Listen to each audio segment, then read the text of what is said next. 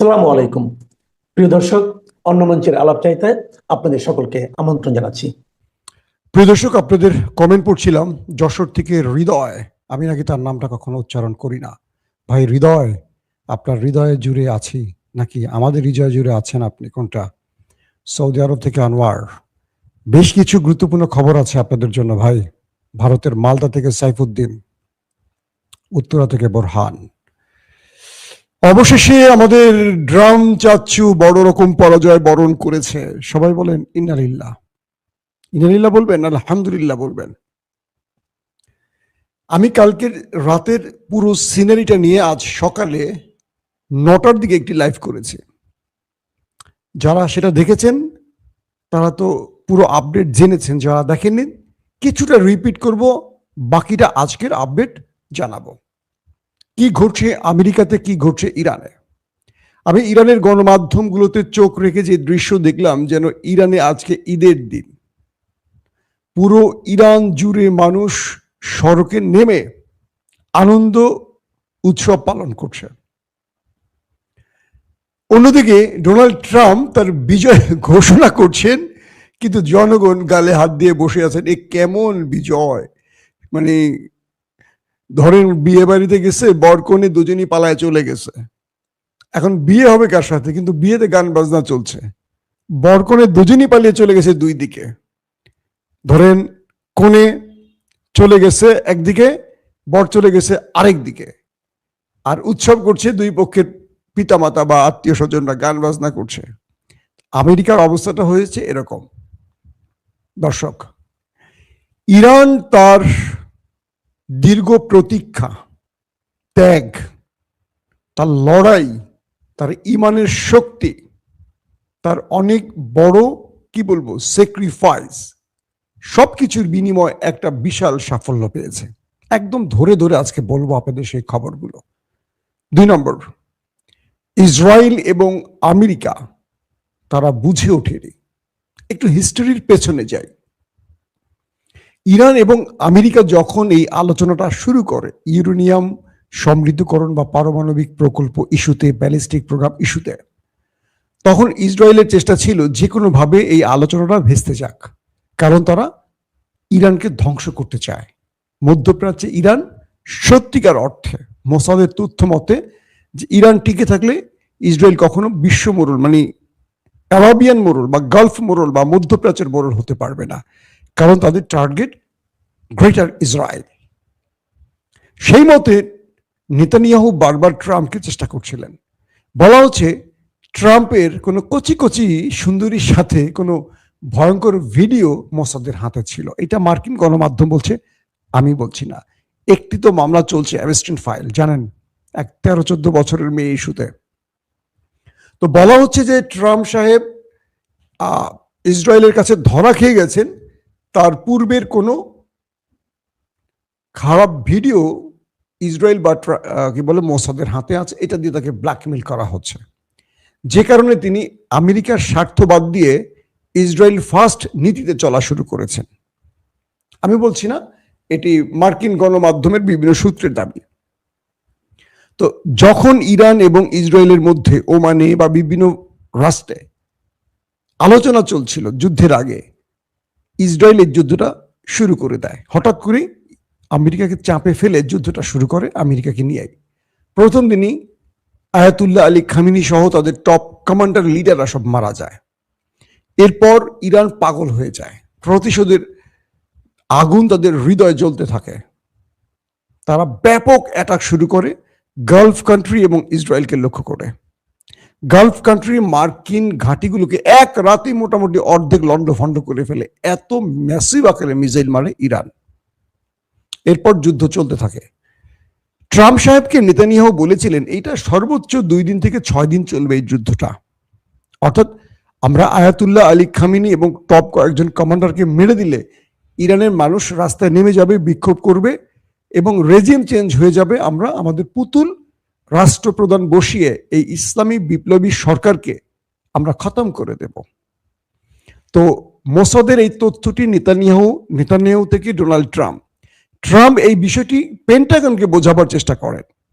মানে তার সেনাবাহিনীকে বোঝাবার চেষ্টা করেন, কিন্তু সেনাবাহিনী এই মোসাদের তথ্যের সাথে একমত ছিল না। তারা বলছে যে, মার্কিন গোয়েন্দারা বলছে যে এটি সঠিক নয় তথ্য মিস্টার প্রেসিডেন্ট। অর্থাৎ ইসরায়েল আমাদের ফাঁদে ফেলতে চায়, আপনি ফাঁদে পড়বেন না, আমরা ইরানে গেলে ভাঙা শামুকে পা কেটে ফেলব, এখানে আমাদের জয়ের সম্ভাবনা খুবই ক্ষীণ। কিন্তু ট্রাম্প তার নিজের সেনাবাহিনী বা গোয়েন্দা বাহিনীর সিআইএর কোনো তথ্য শোনেন না, শোনেন ইসরায়েলের বক্তব্য। ক্লিয়ার? এই পর্যন্ত যুদ্ধটা শুরু হয়। তারপর মার্কিন গণমাধ্যমে ফুটে ওঠে যে মার্কিন সেনাবাহিনী ট্রাম্পকে যুদ্ধে নিষেধ করেছিলেন এবং ট্রাম্প প্রশাসন তাদের গুরুত্বপূর্ণ একজন ব্যক্তি অর্থাৎ সেনা প্রধানকে বরখাস্ত করেন, সঙ্গে আরো টপ জেনারেলদের বরখাস্ত করেন। এই পর্যায়ে ট্রাম্প বুঝতে পারছিলেন যে তিনি টিকে থাকতে পারবেন না, তার নামে ইমপিচমেন্টের বিষয় চলে আসছিল, তার মামলা ধুধু করে এগিয়ে আসছিল। সর্বশেষ তিনি কখনো ওমান, কখনো কাতার, কখনো তুরস্ক, কখনো মিশর, কখনো পাকিস্তান, এই রাষ্ট্রগুলোর মাধ্যমে ইরানকে বলছিল সিজফায়ারের জন্য।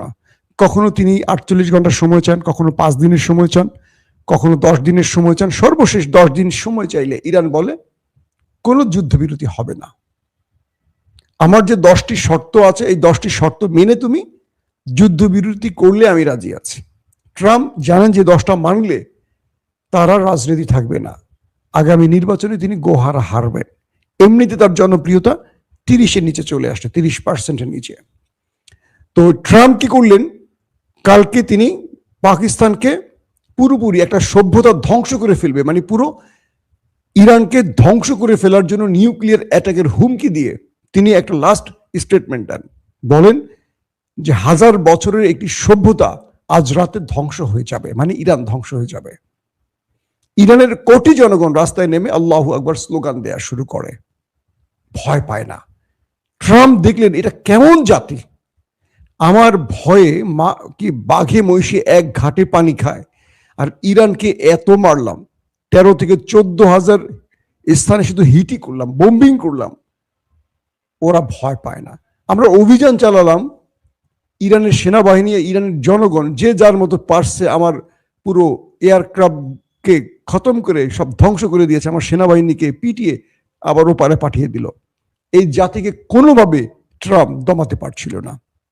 ফলশ্রুতিতে তিনি একটি ড্রাফট লিখলেন হোয়াইট হাউসে বসে তার সচিবকে দিয়ে, লিখে বললেন যে এই ড্রাফটটি দ্রুত পাকিস্তানের শাহবাজকে পাঠাও।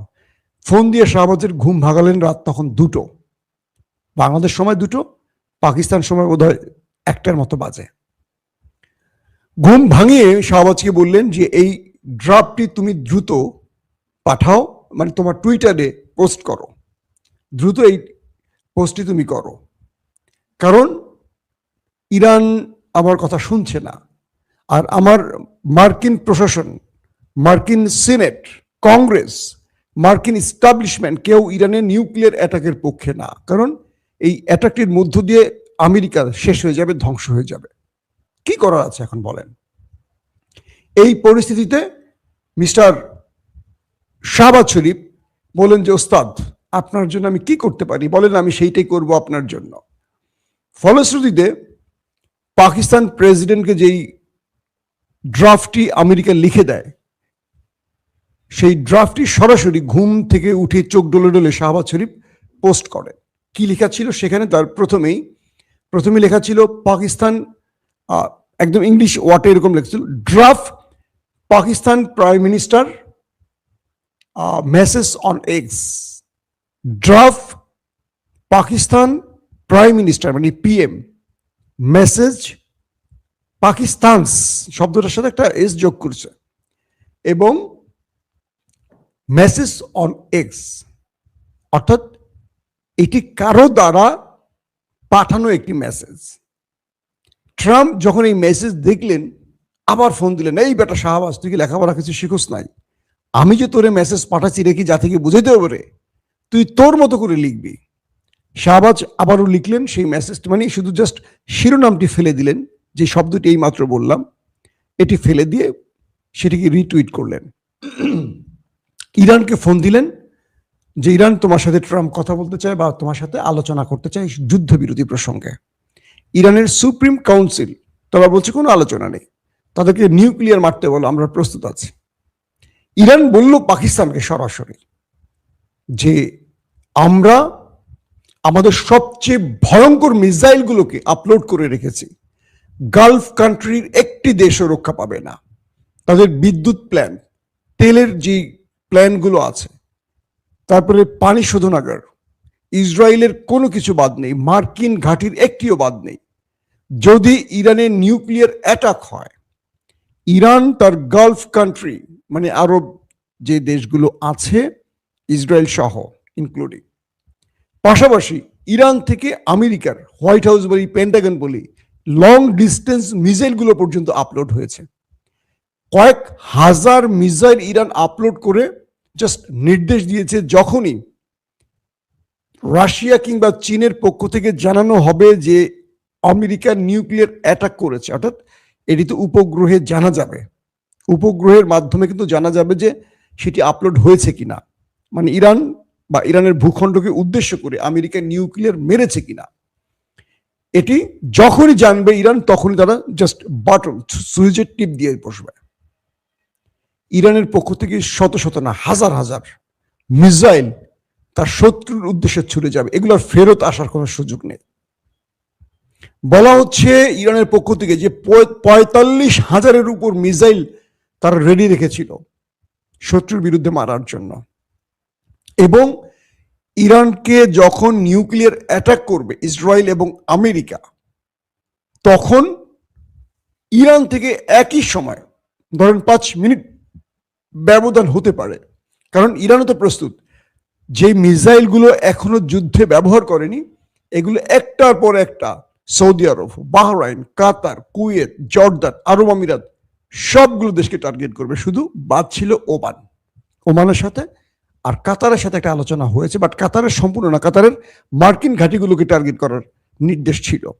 এবং ইসরায়েলের হাইফা, আশদুদ, তারপরে বলে কি কিরাস সামুনা, তেল আবিব সহ নেতানিয়াহুর পার্লামেন্ট কিচ্ছু বাদ নেই, সবগুলোকে, ডিমোনা, সবগুলো ওদের যে পারমাণবিক প্রকল্প যেখানে আছে ইসরায়েলের, সবখানে মিসাইল রেডি করে আপলোড করে রেখে দিয়েছে।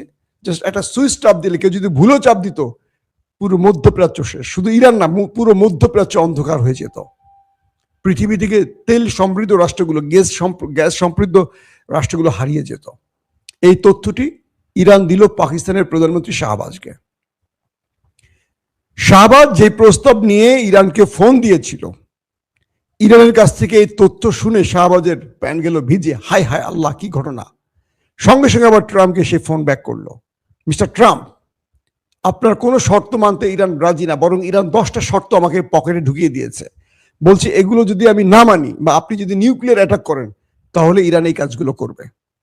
আপনি নিউক্লিয়ার মেরে ইরান ধ্বংস করবেন কি? ইরান নিজে মধ্যপ্রাচ্য পুরো ধ্বংস করে ফেলবে, মাটির সাথে মিশিয়ে ফেলবে। ট্রাম্প তার ইস্টাবলিশমেন্টের সাথে জরুরি বৈঠকে বসে গেলেন, সেনাবাহিনীর ঊর্ধ্বতন জেনারেলদের সাথে বসে গেলেন, প্রতিরক্ষা প্রধান পিট হেগসেটের সাথে বসে গেলেন। একদিকে মার্কিন পার্লামেন্টে সিনেটররা, কংগ্রেসম্যানরা তাকে অভিশংসনের জন্য বসে গেলেন। জেনারেলরা চাপ দিলেন, কোন প্রকার নিউক্লিয়ার অ্যাটাকে যাবেন না মিস্টার প্রেসিডেন্ট, আপনার ক্ষমতা আছে একটা বাটন চাপ দিতে, কিন্তু পৃথিবী অন্ধকার হয়ে যাবে। আপনি আপনার এই গোয়ার্তুমির জন্য পুরো আমেরিকাকে একা করে ফেলেছেন। ন্যাটো আমাদের পাশে নেই, ইউরোপীয় ইউনিয়ন আমাদের পাশে নেই, আরবরা থাকলে কি আর না থাকলে কি, আরবরা অর্ধেক আছে অর্ধেক নাই, এশিয়া আমাদের সাথে নেই, আফ্রিকা আমাদের সাথে নাই, কি করতে চান আপনি? মার্কিন এস্টাবলিশমেন্ট ব্যাপক চাপ দিল, ওয়ার্ল্ড এস্টাবলিশমেন্ট ট্রাম্পকে চেপে ধরলো, কি করতে চাও? ইরানের সাথে তুমি 40 দিনের যুদ্ধে কিছু করতে পারোনি, আর ইরান তার ঝুড়িতে কি তোমার জন্য কিছুই রাখি নাই? তুমি মার্কিন যুক্তরাষ্ট্র, তোমার বন্ধু ইসরায়েল, দুজনের ঘরে নিউক্লিয়ার আছে, ইরান কি এটা জানে না?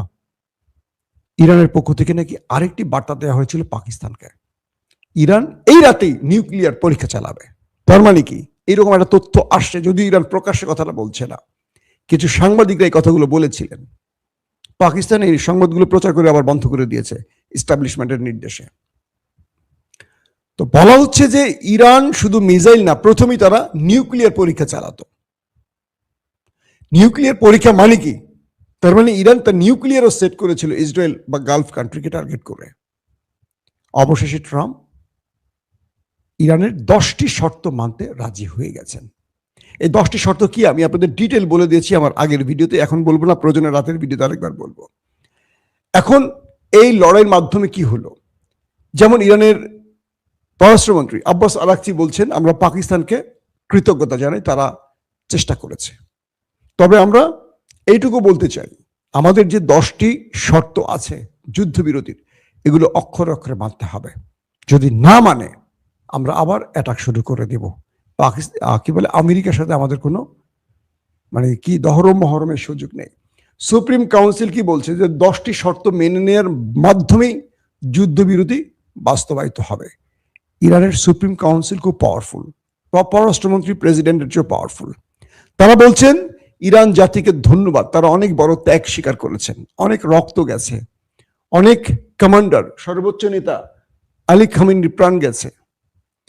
তারপর আইআরজিসি, বিমান প্রধান, গোয়েন্দা প্রধান সহ যারা প্রাণ হারিয়েছেন তাদের রুহের মাগফিরাত কামনা করে সুপ্রিম কাউন্সিল বলছে আমরা শত্রুকে সর্বোচ্চ মোকাবেলা করেছি এবং শত্রুকে পরাস্ত করেছি, অতএব এই বিজয় ইরানি জাতির বিজয়।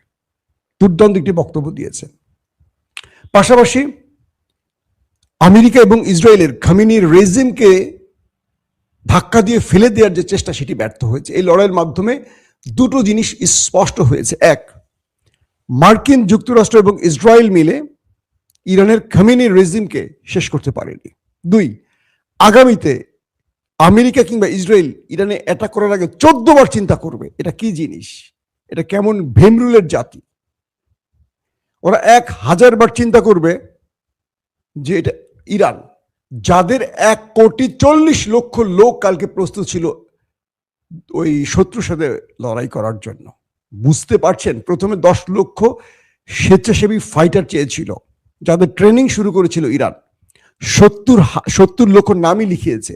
যখনই আমেরিকা নিউক্লিয়ারের হুমকি দিয়েছে অ্যাটাকের, 1,40,00,000 নাম তালিকাভুক্ত হয়ে গেছে। বুঝতে পারছেন কেমন জাতি, বাংলাদেশিদের মতো না। এখনো আমরা জানি না আমরা বাংলাদেশি না বাঙালি জাতি। ওরে বাবা, আমাদের বাংলাদেশে এখন সাবেক আওয়ামী প্রেমীরা এখন টেলিভিশন টক শোতে খুব সুন্দর করে কথা বলেন। বিএনপি এদেরকে অনেক ভালোবাসে, আর বিএনপির যে 20 বছরের মিত্র তারা এখন শত্রু, আর বিএনপির যারা 20 বছরের শত্রু, বিএনপির শত্রু কারা, 20 বছরের আওয়ামী লীগ, তারা এখন খুব ভালো হয়ে গেছে বিএনপির জন্য, বুঝছেন না? তো ইরান সেই মেসেজগুলো দিয়ে দিয়েছে, শত্রুকে কি ভাষার জবাব দিতে হয়। আমেরিকা ট্রাম্প রাতে মনে হয় কয়েক গ্লাস পানি খেয়েছে, 8-10 গ্লাস তো মিনিমাম খাইছে, খেয়ে আল্লাহ অনেক বড় বিপদ থেকে বাঁচি। এখন ইরানের শর্তগুলো মানবে কিনা আপনাদের অনেক কমেন্ট ছিল। ইরানের শর্ত মানতে বাধ্য, কারণ ইরানের শর্ত না মানলে ইরান তো হারেনি এই লড়াইতে। আমেরিকা তার প্রস্তুতি নিয়ে কি আসবে, ইরানও তার ডবল প্রস্তুতি নিবে। এবং এই লড়াইতে রাশিয়া, চীন ইরানকে যেভাবে আগলে রেখেছে, কালকে যে জাতিসংঘের সাধারণ পরিষদের বৈঠক হয়েছে, বাহরাইনের যে খসড়া আলোচনাটি হয়েছে, সেখানে সঙ্গে সঙ্গে চীন রাশিয়া একসঙ্গে ভেটো দিয়ে বাতিল করে দিয়েছে। আমেরিকার পাতা সরা শুরু করে দিচ্ছে পিছন দিয়ে, বুঝছেন ইয়ানেরা। শাহবাজ এবং আসিম মুনির তারা একটি খেলা দেখাতে গিয়েও বাট পাকিস্তানিদের কাছে হিরো হতে পারেনি। এর কারণ হলো তারা আমেরিকার গোলামি করেছেন, এটা স্পষ্ট হয়ে গেছে। এখন ইরান একটি রাষ্ট্র, এতগুলো গালফ কান্ট্রি, ইসরায়েল, আমেরিকা সবার সাথে একা খেলে যে বিজয়টি ছিনিয়ে এনেছে, বিশ্বাস করেন এটি মুসলিম ইতিহাসে একেবারে স্বর্ণাক্ষরে লেখা থাকবে। বাকি রাষ্ট্রগুলোকে মনে রাখতে হবে, ভয় পেলেই পরাজয়, সাহস নিয়ে এগিয়ে আসলে আপনার বিজয়। ইরান যে ভয় পায়নি, অদম্য এরা, এত মানুষ প্রাণ হারালো, এত বড় বড় নেতারা, কমান্ডাররা, সুপ্রিম পজিশনের লোকরা প্রাণ হারালো, ইরান ভয় পায়নি। ইরান শক্তভাবে দাঁড়িয়ে থেকে এই লড়াইকে মুখোমুখি ছিল শত্রুর বিরুদ্ধে। কাল রাতে ইরানের মধ্যে ব্যাপক আকারে হিট হয়েছে, ব্যাপক মানে ভয়াবহ হিট করেছে দুটো দেশ। ইরানও পাল্টা হিট করেছে, ছাড়েনি। কিন্তু নিউক্লিয়ারের অপেক্ষা ছিল ইরান, যে ওরা নিউক্লিয়ার মারলে ইরানও পাল্টা এমন কিছু ঘটাবে। অবশেষে যুদ্ধবিরতি 15 দিনের জন্য হয়েছে। আগামী 10 তারিখ পাকিস্তানে ইরান এবং আমেরিকা দুই দেশ বসবে এবং সেখান থেকে স্থায়ী যুদ্ধবিরতির আলোচনা শুরু হবে। দর্শক, এখনকার মতো বিদায় নিচ্ছি। ইনশাআল্লাহ পরবর্তী লাইভে আরো আপডেট তথ্য আপনাদের দেবার চেষ্টা করব।